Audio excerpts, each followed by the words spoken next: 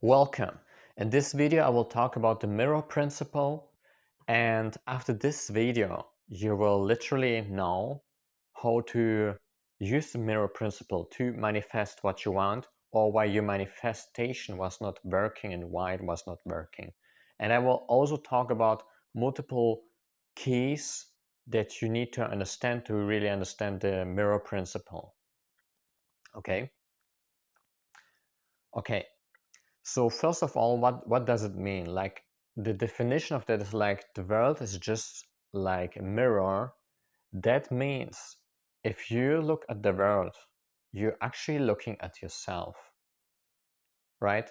There's even proof that the way how we perceive colors in this world, it's actually not real. So we have a specific condition because of biology and evolution, right? And other animals, they see the things in complete different colors than we. So it's all just subjective at the end. It's all just a projection of our genes, of our thoughts or emotions, right? Of the history of our karma as humans, right? Nothing is completely real. And when when someone, for example, when you look for example, at money, a couple of years ago, I was struggling really huge with money. Then this was a projection of myself, right? I was looking at money and I was seeing actually my own problems. It was not actually the world that didn't give me money. It was myself, right? I could not allow myself to give me money, right?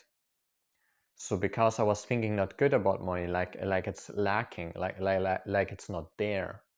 When I think that way, and now we will talk about the keys, then the purified content of my emotions and my thoughts becomes real. Okay, especially the thoughts and the emotions that that I was thinking repeatedly, that were sinking into my subconscious. Sometimes you can think a positive thought, right? But it doesn't manifest. Why? First of all, this is the second key, is because the manifestation comes with a delay. And the second thing is, it can be that you have more dominant thoughts and emotions in your subconscious.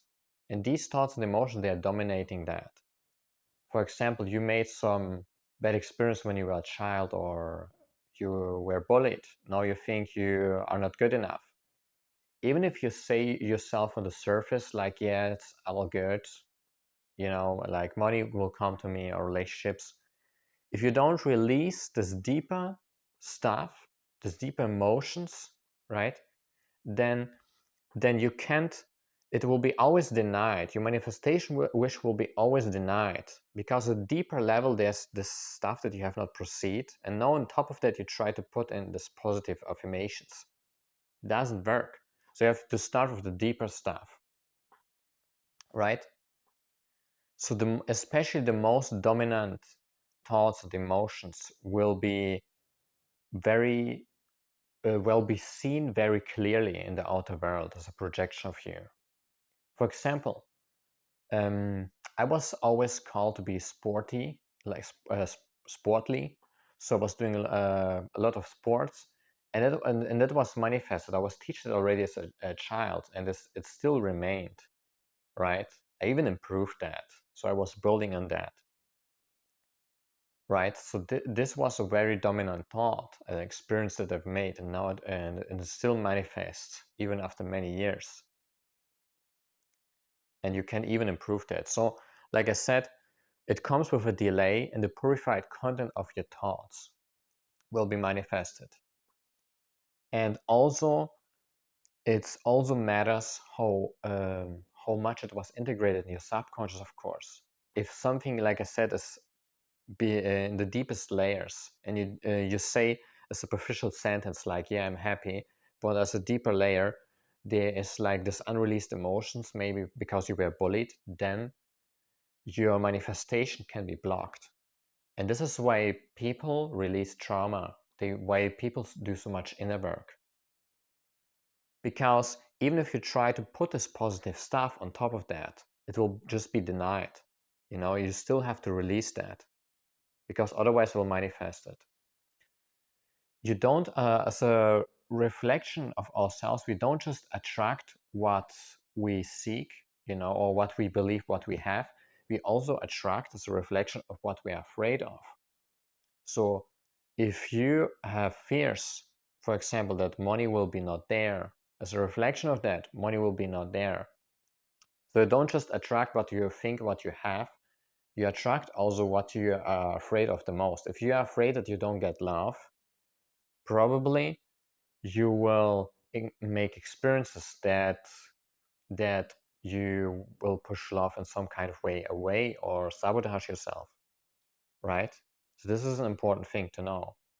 We also manifest things that we are afraid of, especially the things that we are afraid of the most. These are the things that we have probably already manifested, right? The thing that influences the most the mirror principle is actually just consciousness at the start, being as conscious as possible. And just ask yourself, I ask myself very often the question, what does the world reflect back to you? Just look at your results, your relationships, and also in the way how you do things, how you do everything, the way how you walk, the way how you cook, the way how you perceive life. Not just what you do, but especially the way how you do things. This is a reflection of your beliefs. For example, I believed in the past, so I was born in Russia, and and there the system was very strict. Okay, very strict. My parents, I think they were, yeah, also more strict, definitely more strict. So I believed I had always to force myself to do things, right? I believed always I had to use a lot of force and can be fun, right? And now I started to change these beliefs, and now I realized, okay, things can work out in a way that it's also fun, right? So this is like an example how the mirror principle can work, and how manifestation can work, how the mirror principle influences the manifestation, right? So at the end, I will just sum it up. So the purified content of your emotion thoughts gets manifested, and it happens always, what I want to say, after a delay. Okay?